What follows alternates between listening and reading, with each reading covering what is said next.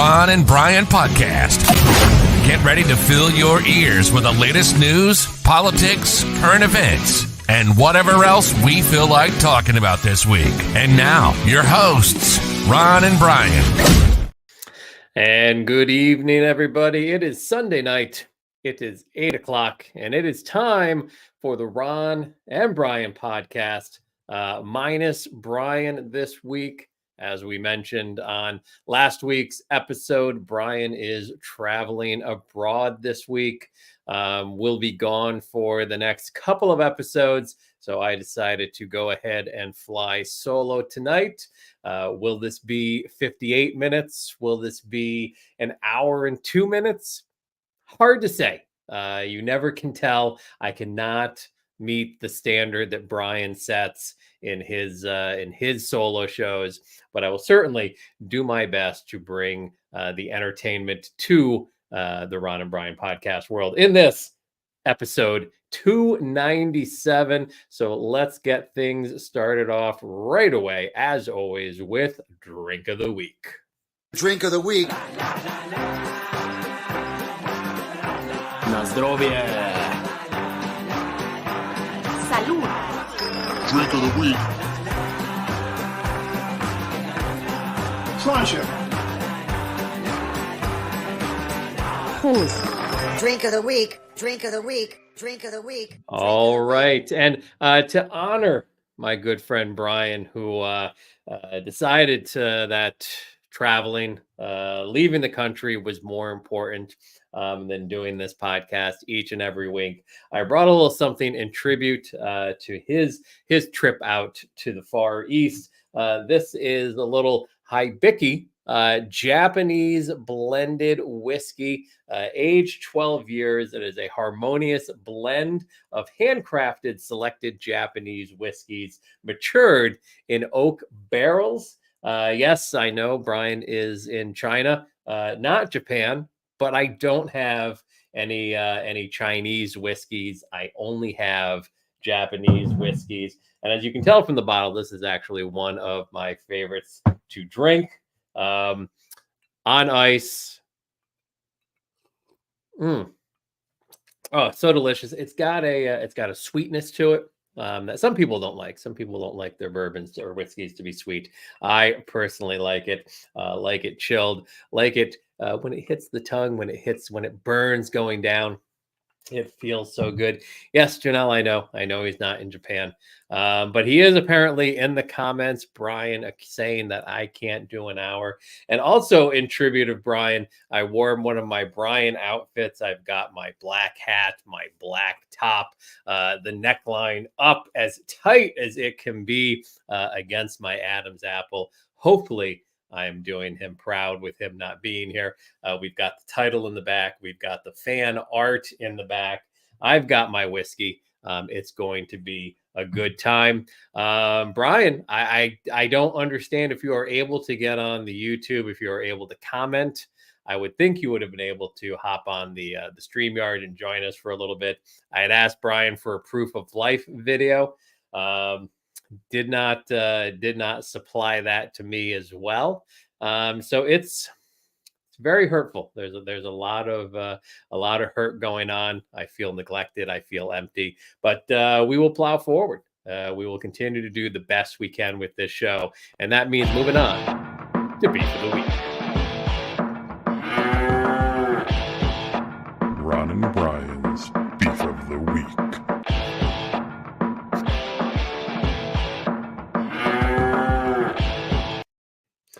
All right, my beef this week, apart from Brian disappearing on us, is the winter weather this past weekend. Even though it is supposed to be spring, the first day of spring was a couple of days ago, and was up in upstate New York, Schenectady, New York, this weekend to be exact. Visiting my brother and his wife came to Schenectady, where we had grown up. I went up there with my wife. We got to see some of our old haunts in Schenectady. We got to see Les Mis at the theater there in in Schenectady, New York. So it was a good time, but drove up Friday night. It was cold. It was rainy. And then the weather dropped overnight. Oh, hold on. Brian is saying he might join. So let me see if I can get him the link real quick. And see if he can hop on if he's got a strong enough internet signal for that. But anyway, woke up on Saturday morning to a good half foot of snow, which we definitely were not expecting. And clearly, the town of Schenectady was not expecting that as well. One thing I can say is when I lived in upstate New York, and again, this is going to be an old man statement. When I lived up there 30 years ago, they knew how to handle snow. And they had plows that just seemed to be pushing the snow around, but not really pushing it off the roads. So it was nasty. It was cold. It was wet. But thankfully, I was able to get in and out of town and get back here, overcome adversity, and be on the podcast here tonight. Again, something that Brian apparently was not also able to do. But I have sent him the link. We will see. It is, he's 12 hours ahead of us. So he's actually in the future right now, wherever his current location is. So we will see if he will be able to hop on and join us. If not, we will still have a good time with or without him. So let's get things started with my story of the week. As you know, we always like to grab a couple of stories that we want to make sure don't slip through the cracks, that we make sure that we cover before the end of the episode. So mine goes down to Texas this year. Oh, I'm gonna break into my story of the week because we have all the way from the Far East joining the podcast, Brian. What the hell is going on, my friend? Not much. I am sitting in my hotel room about to head down for breakfast. Ron, I'm not sure whether you realize this, but there is an exactly 12-hour time difference between the lovely suburban Philly area to where I am currently in Hong Kong. I don't know if you can see behind me, but we've got the lovely Hong Kong area behind me. Hong Kongian downtown area? Yes, it is Hong Kongian. Yes, it is incredibly Hong Kongian. And how has your trip been so far? I know we've had limited communication due to you being behind the Iron Curtain over there, but it's good to see you. Not yet. I actually am. I'm going behind the enemy lines later today. I'm in Hong Kong, which is still considered friendly territory. Later today, we'll be taking the train onto mainland China. That is where I expect all of my personal belongings to be confiscated. I'm expecting the government to arrest me immediately upon entry. I'm going to get the Alexander Navalny treatment, I believe. Interesting. So how long of a train ride is it from Hong Kong to China? About 40 minutes. Really? See, Yeah. I like most Americans have no grasp of world geography. I thought Hong Kong was an island, but apparently if there's a train, it must be connected somehow to the mainland. Of course. See, this is the thing, Ron. When I was looking for a life partner, a Mrs. Bryan, I decided I looked global. I said to myself, I want a partner that's going to expand my life zone outside of the ivory tower that I have in West New York. When you looked for a Mrs. Ron, you said, you know what, give me Southern Jersey. I want Southern Jersey. That's it. That's as far as I want to experience. Central Jersey, technically, but I will let her know you said that. Semi-right. By the way, you look great. You look absolutely wonderful. I love it. Billy is assuming you will be arrested for not paying your train fare in China. Do you have your ticket already in hand to go from Hong Kong to China? Unlike light rail. I reserved the train ticket about a month ago. It was not issued until last night, probably around 7 o'clock. A little point of stress we were facing, trying to scramble to figure out alternate routes to get to where we are going. We're taking the train into China. We're then transferring to another train that's about 3 hours long. I'm not expecting to be able to speak language. I am expecting people to be stare. I've already gotten a lot of stares on the Hong Kong subways. Sure. People looking funny in my direction, more so than normal, if you can believe that. You look great, by the way. Thank you. I you know, By the way, yes. I do want to when I'm back and it's culturally acceptable for me to tell you. I would like to tell you my hard stool story. Okay. I'm not sitting down comfortably. Let's just put it that way. Everybody thought that I was going to have diarrhea and that was going to be my problem on this trip. No, quite the opposite. Retainage. Retainage is the problem. Is it? Are you not hydrating enough, or Oh, what? I'm What do you think? hydrating. Okay, I took a very nice number 2 2 days ago, but yesterday it was very unpleasant. I'm sitting down a little awkwardly. understood. What is what's on the breakfast menu today? I'm not overly familiar with the Hong Kong cuisine. What will you have? A lot of foods that I take as lunch. A lot of dumplings, some noodles. They do have scrambled eggs and whatnot. Right. They do have some fresh fruit. There's French toast, I believe, downstairs at the buffet. But breakfast will be somewhat light. You know me, I don't like to travel on a full stomach. I do have a tendency of vomiting uncontrollably. So therefore, I'm going to go light on breakfast. Once we cross over, I have no idea what I'll be eating.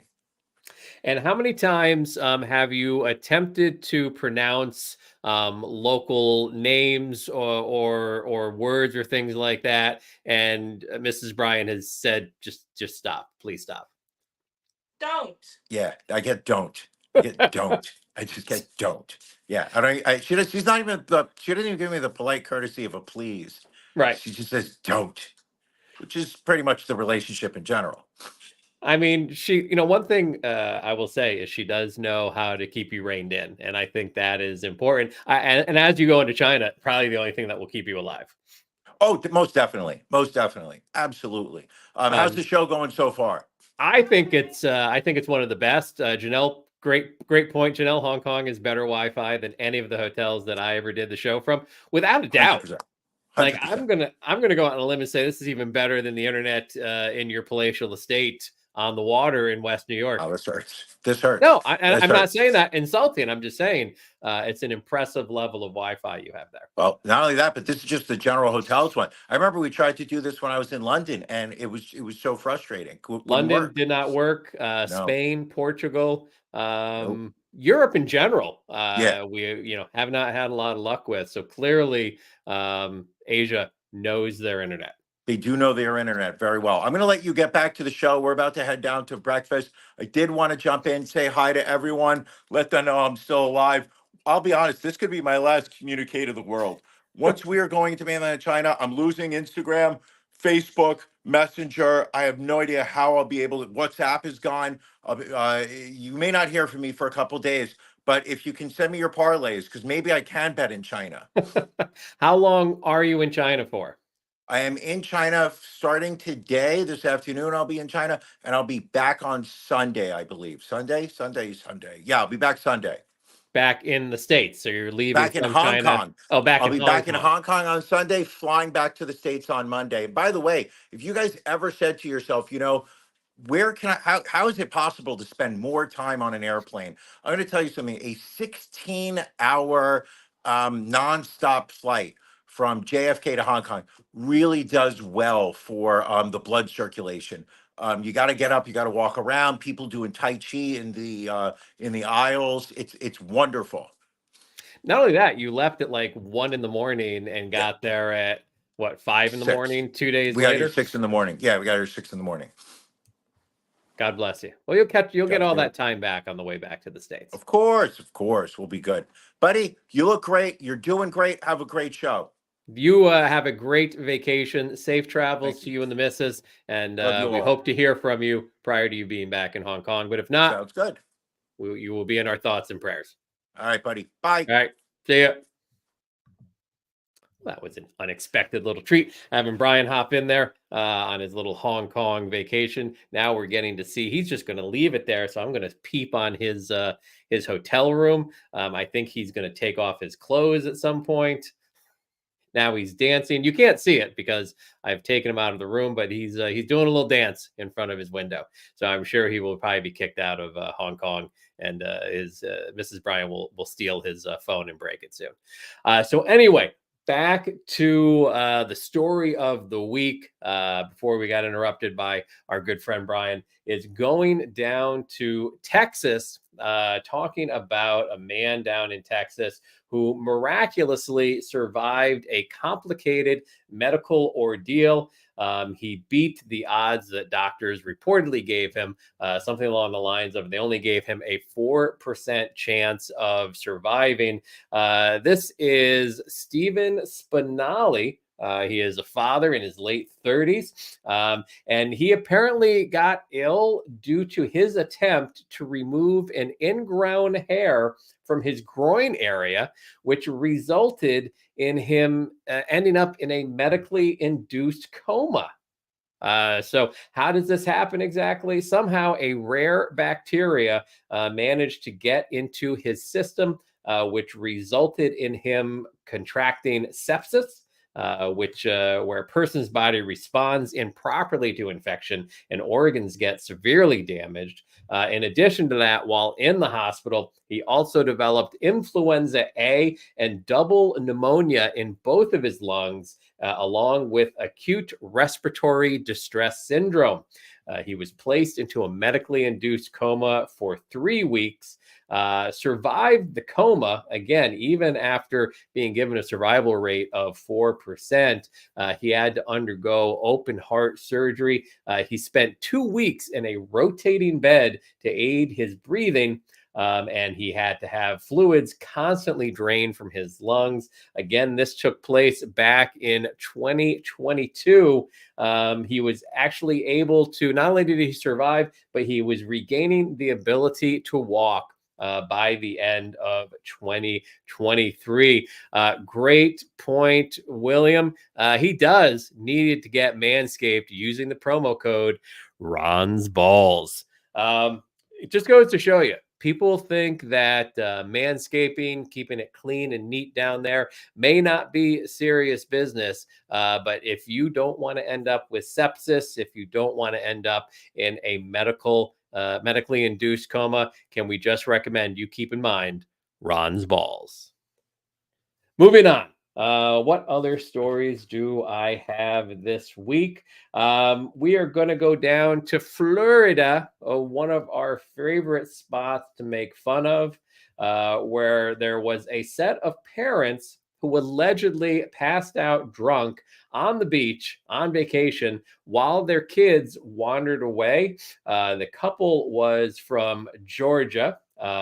It was Alicia Langley and her fiance, Timothy Stevens, both 27, were woken by deputies, and they were drunk. They were passed out. And in the meantime, their 5 and 7-year-old children wandered off.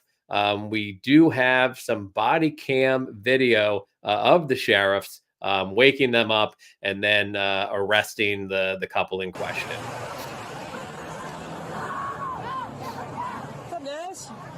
Sheriff's office. Time to wake up. Yep, time to wake up, guys. Hey.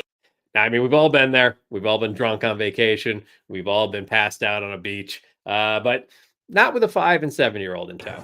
Hey! The sheriff's office! Wake up! Tell me where your kids are. That's the best. Just yelling in their ear to wake them up. And now, drunkenly looking around to try and figure out where their children are. How old are they? 7 and 8.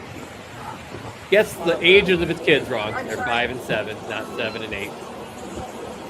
Even though he's handcuffed, still got to hit that vape. It's work. Work? Yeah. Some people wouldn't know about it. Always good to insult the cops while you're in handcuffs. This lady is the only fucking person that's been nice. Him, everybody else has been fucking dickheads. So now we both go to fucking jail.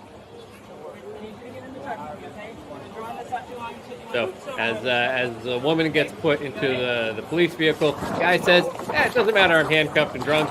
I'm going to run for it. makes it about 100 feet until he trips and falls, knocking himself unconscious on the beach, while people around just point and laugh at him. Thankfully, the children, even though the parents didn't know where they were, they managed to somehow be found safe but unsupervised in their hotel pool nearby. Both are facing felony neglect charges, and Stevens is also facing charges for his attempt to escape right there and for possessing alcoholic beverages on the beach. An arrest affidavit notes that an open beer can was found near Stevens' hands, along with multiple empty beer cans and an empty bottle of whiskey in a cooler nearby. And according to the report, other various unsealed alcoholic beverages in the immediate vicinity. He apparently is not the child's biological father, but has, quote, assumed a guardian role. I would argue, whether he has or not, feel like this is one of those situations where the kids would be better off being raised by wolves. So Florida always coming in hot with the good stories for the show. Staying in Florida, we've got a touching story about a bartender going the extra mile to really help out the spring breakers and help them enjoy their time while they're down in the Sunshine State. So spring breakers in Fort Lauderdale, Florida, are cramming into a local bar for shots and slaps, but it's not a bar fight. It is instead bartender Ayana Callis, age 26, serves her signature hurricane shots at Backyard Fort Lauderdale for $30 each. She does this every night during spring break. Basically, the specialty shop is a full performance. Spring breakers take a shot from a glass held in her mouth before getting a pitcher of water poured on their head and then a slap to the face.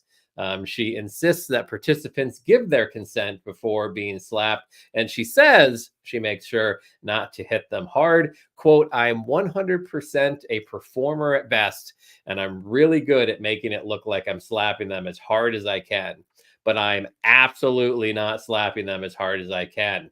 Prices vary depending on the alcohol and the intensity of the routine. She estimates that she sells between 150 and 200 shots a night. So if you're adding that up, that is in the ballpark of $6,000 a night. Last spring break, she worked 45 days in a row from 8 p.m. to 5 a.m. So as we often say, we don't kink shame here. I mean, I don't know that I would pay $30 to get slapped, but I mean, Brian paid much more than that to have a steak knife thrown and stuck in his back. But, well, that's the story for when he's here. I mean, he's told the story, but I don't like making fun of him when he's not here.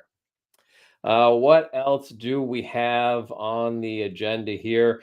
We had talked last week, the story about Kate Middleton, why she had not been seen, all of the conspiracy theories that had kind of gone down during her absence. And so a video was released this past week where she talked about how she had an unexpected cancer diagnosis. She had abdominal surgery last year, which had been public knowledge. But apparently what was not public knowledge was during that time, she had some things removed that she did not think was cancerous. They came back. They actually were cancerous. And so she has been receiving treatment from that. You would have thought that would have ended the rumors and the conspiracy theories out there. But apparently it has only helped to fuel them. Mere minutes after the release of that video by Kate talking about her cancer diagnosis, tech entrepreneur Christopher Bowsey cast doubt on the British royal family and likened the video announcement to, quote, North Korean propaganda.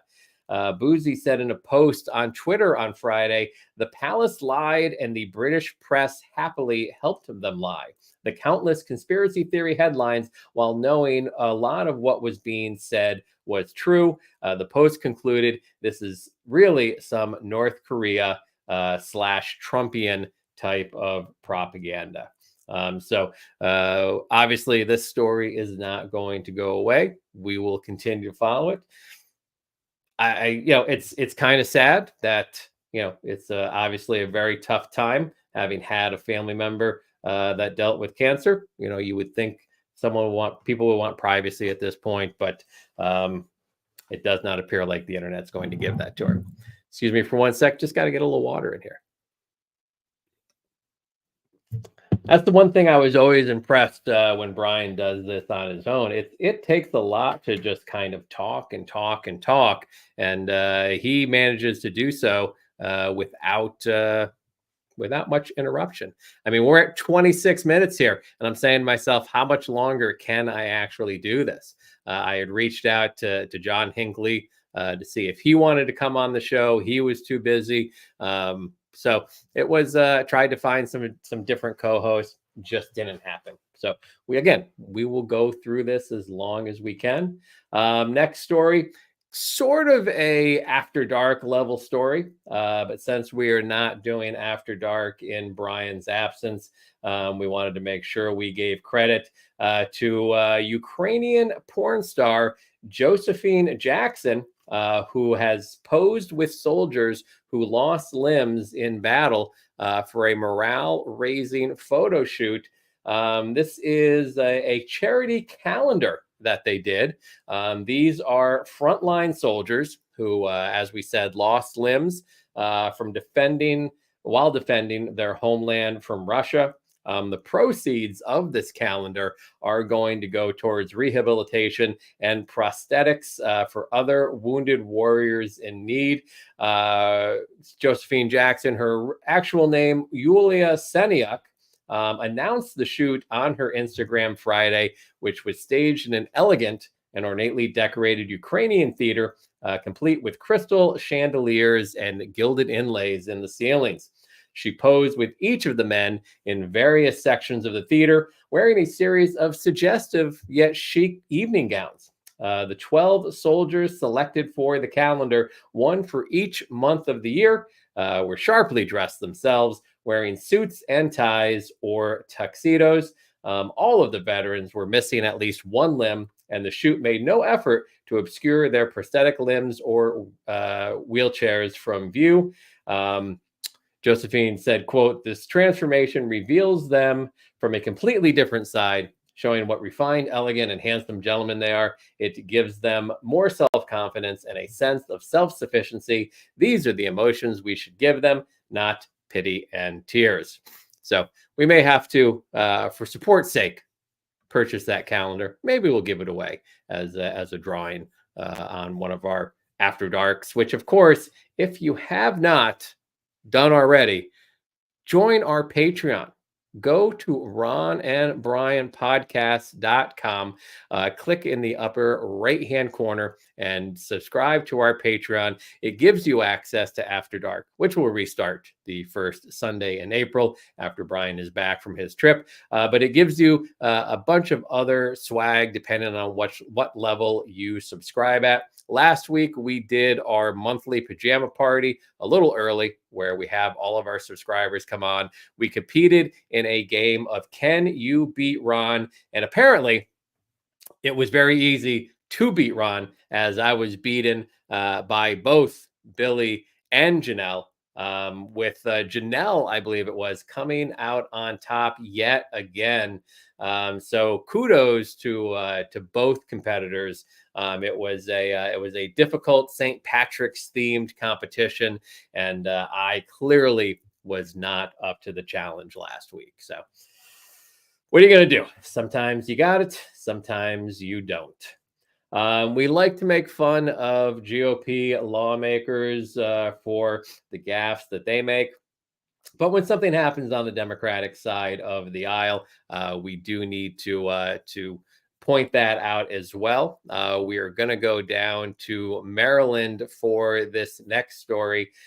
This involves a Maryland congressman who is running for Senate, Democrat Representative David Trone of Maryland's 6th District. He was given a speech in a congressional hearing and had a little bit of a slip up. Let's pull the video in and play this real quick for you. So this Republican jigaboo that, it's a tax rate that's stopping business. So dropping a racial slur for some reason during a budget hearing. When asked about it afterwards, he said he confused the word with the word bugaboo, apparently. Easy mistake to make. I can see clearly the way that word rolls off the tongue. Just a straight mistake. He is the founder of the National Total Wine and More chain. He made a comment while saying that corporate tax rates didn't influence how he conducted business. He later issued a written statement to apologize. He said, quote, "While attempting to use the word bugaboo in a hearing, I used a phrase that is offensive. That word has a long, dark, terrible history. It should never be used anywhere, anytime, in any conversation." As mentioned before, he is running for the Democratic nomination in a Senate race to replace retiring Senator Ben Cardin. He is running against Angela Alsobrooks, who is running to become the state's first Black U.S. Senator. So not some great representation there. Now, while we'd like to say all of the GOP candidates this week got a pass, we can't. We have to go out to Nebraska and to a lawmaker who is facing calls to resign after invoking a colleague's name in a book's rape scene passage. Let's pull this video up real quick here. This is Nebraska State Senator Steve Halloran. He is a Republican from the Hastings area. He was reading a book that he was saying was in the libraries in Nebraska. It was during a debate over legislative bill 441, which targets obscenity and pornography in kindergarten through 12 schools. He was reading from Alice Sebold's memoir, Lucky, in which she described being raped in college, and he repeatedly invoked Senator Kavanaugh, who is the Democrat who is objecting to this bill. So we will pull this up. I will say some of this language can be triggering. So just a heads up in case you want to skip ahead about a minute or two. He began to knead his fists against the opening of my vagina, inserting his fingers into it 3 or 4 at a time. Something tore. I began to bleed there. I was wet now, Senator Kavanaugh. I was grounded on the ground trying to search about the filth of my clothes. He kicked me and I crawled into a ball. "I want a blowjob, Senator Kavanaugh. I've never done it before," I said. "I'm a virgin. Put it in your mouth." I kneeled before him, Senator Kavanaugh. I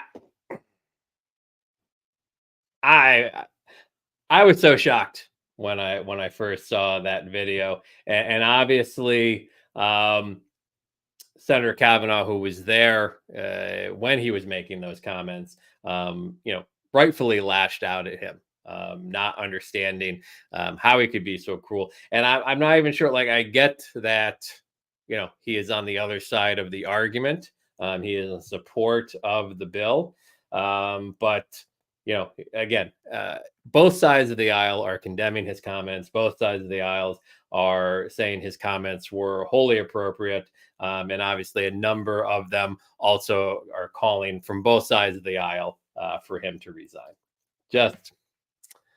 We need a happier story. So let's go to baseball. I mean, such a classic game. We've got, the season opened in Seoul with a matchup between the Padres and the Dodgers last week. And however, unfortunately, the only thing people can talk about is Shohei Ohtani and his former translator Ippei Mitsuhara, who allegedly ran up $4.5 million in gambling debts.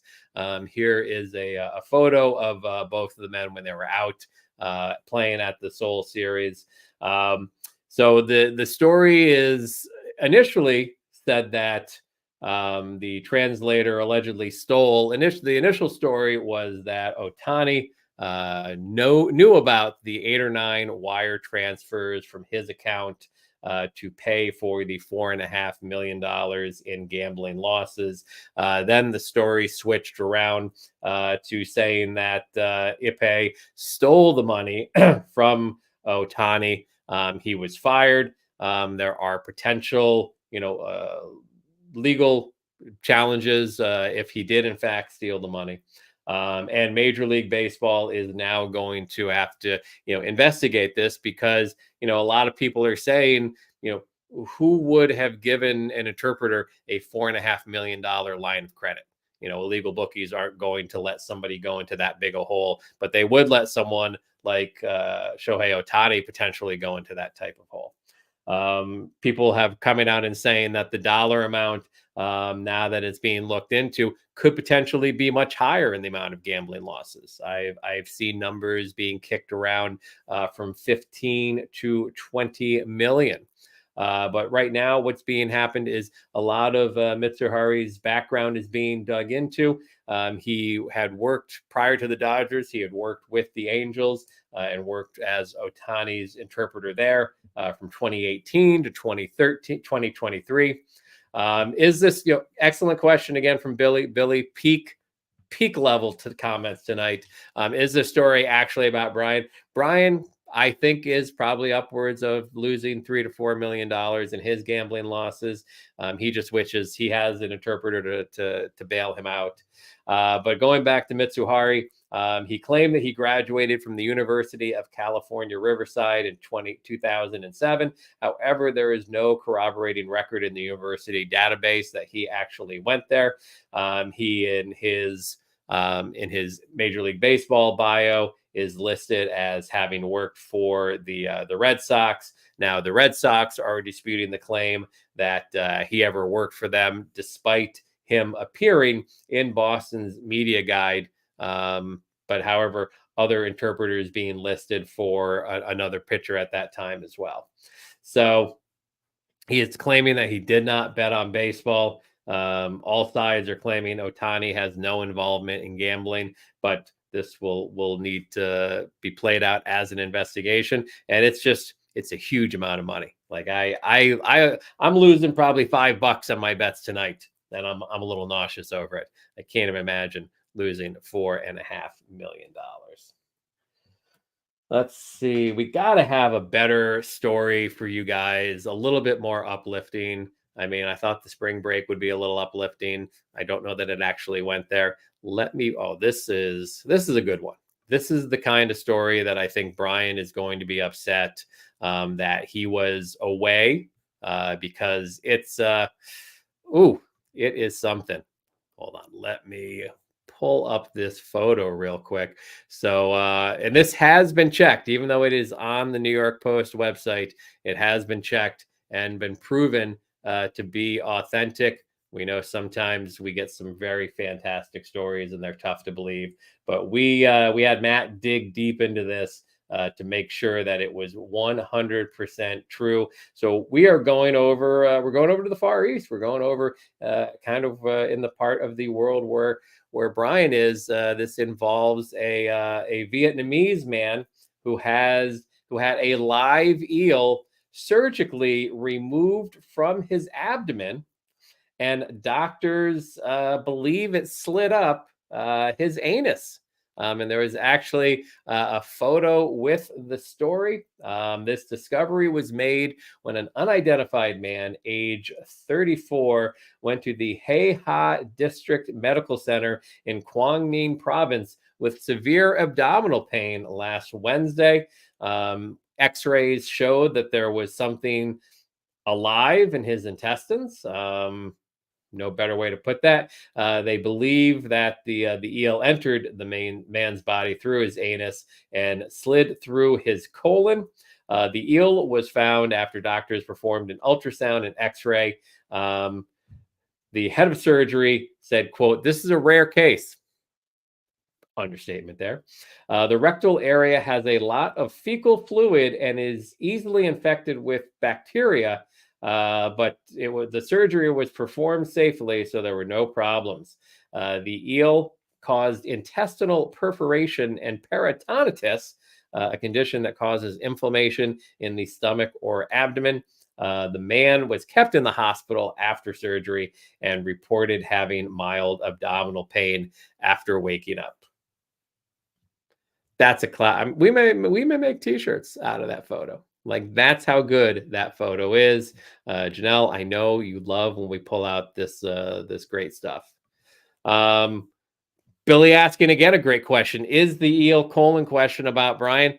It could be. I mean, he did some crazy stuff back in college. I would not be surprised if he had an eel or two in his colon back there.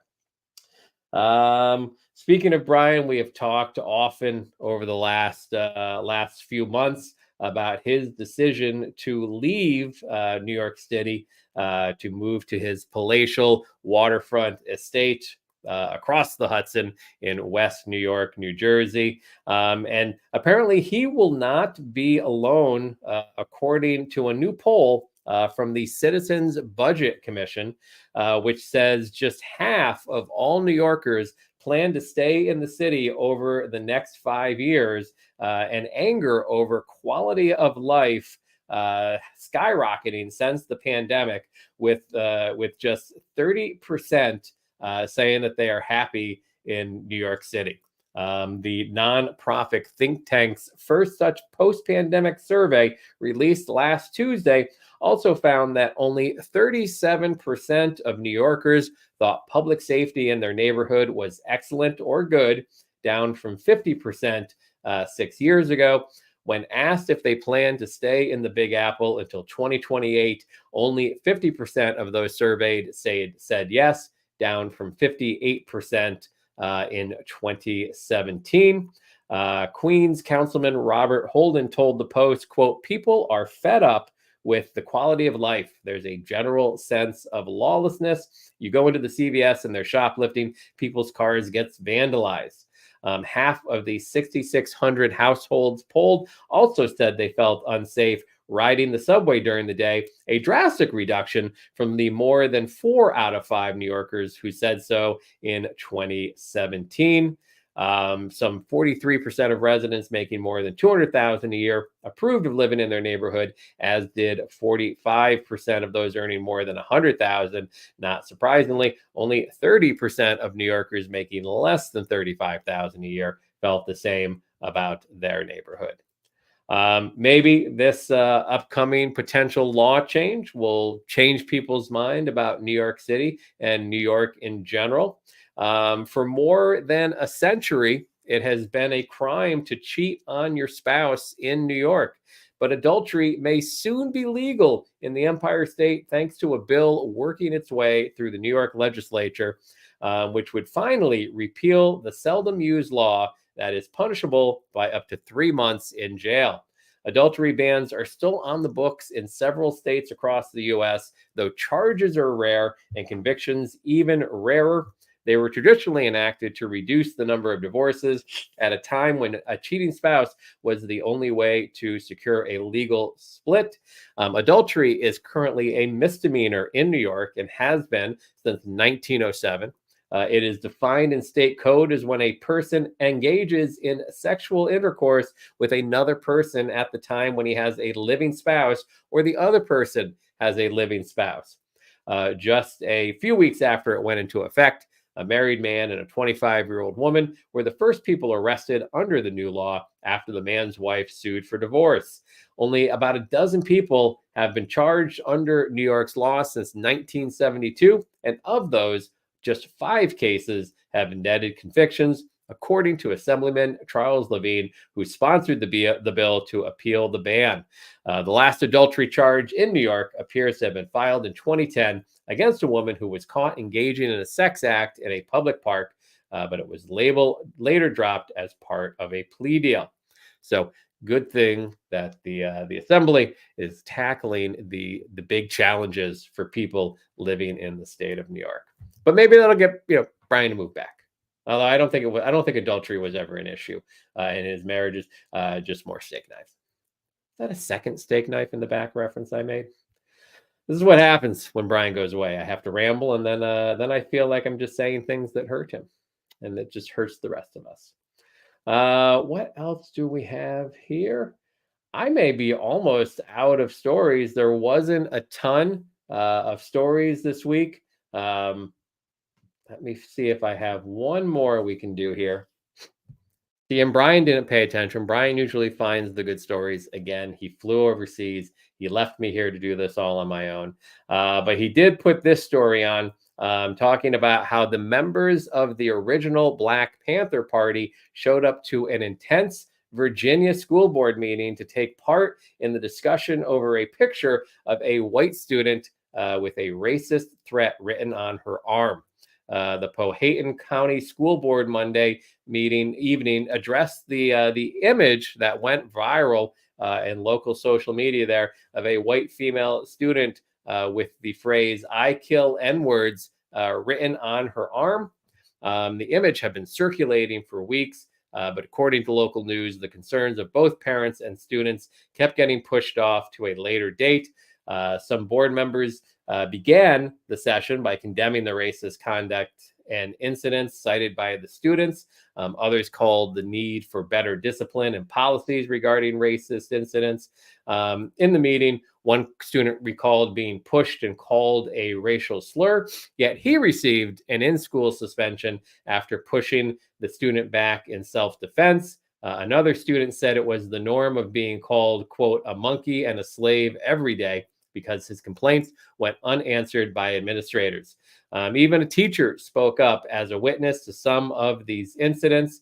The local Powhatan NAACP chapter met with the school superintendent ahead of the meeting. Then members of the original Black Panther Party pulled up to address the board in person, calling the racist threat written on the student's arm a terroristic threat.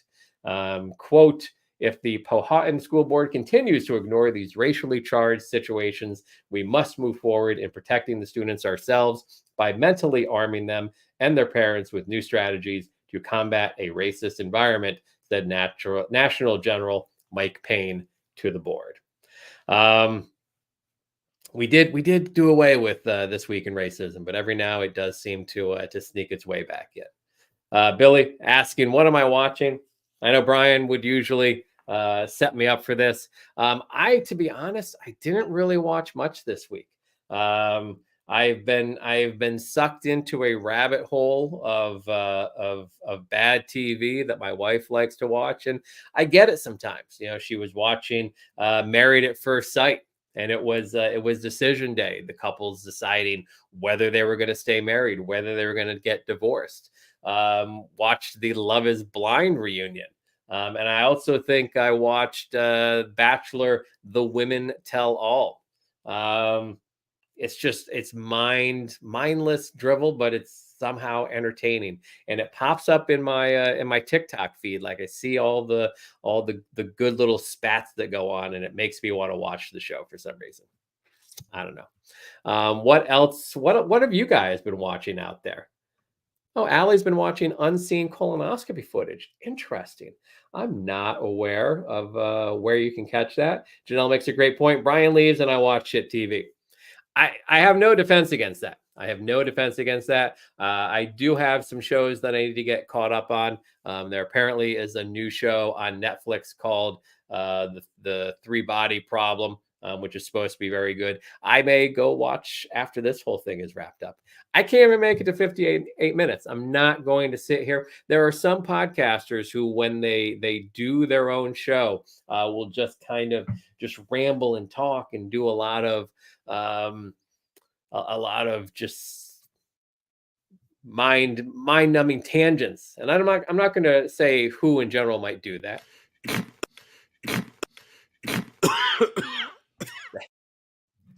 But that's not going to be my style. So I think rather than drag this out, great point. Someone recommended the Nickelodeon documentary, which I do have to, I might even renew my Max subscription to get that. But Quiet on the Set, I believe, is the name of that. So I do need to check that out. I've got a couple of weeks. Next Sunday night, we will be doing a best of or a replay or something, with it being Easter Sunday. We are hosting my wife's extended family here, so I know I'm going to be cooking, cleaning, enjoying the day. Hopefully all of you will be enjoying the day with your friends or family or loved ones, regardless as to whether you celebrate Easter or not. So it will be a repeat next week. And then the first Sunday in April, assuming Brian makes it out of China, we will be back with a live show. We'll be back with a live After Dark. Oils in use next week. Hell yes. I mean, I'll be making a charcuterie board. I'll be making my famous bread dill dip. My ham, sous vide, of course, a little sweet potato mash, and maybe some green beans. But you got to have a variety of fine oils when you are preparing a meal, and especially when you're preparing a meal with love. So thank you all for joining on this Brian Free, Ron and Brian podcast.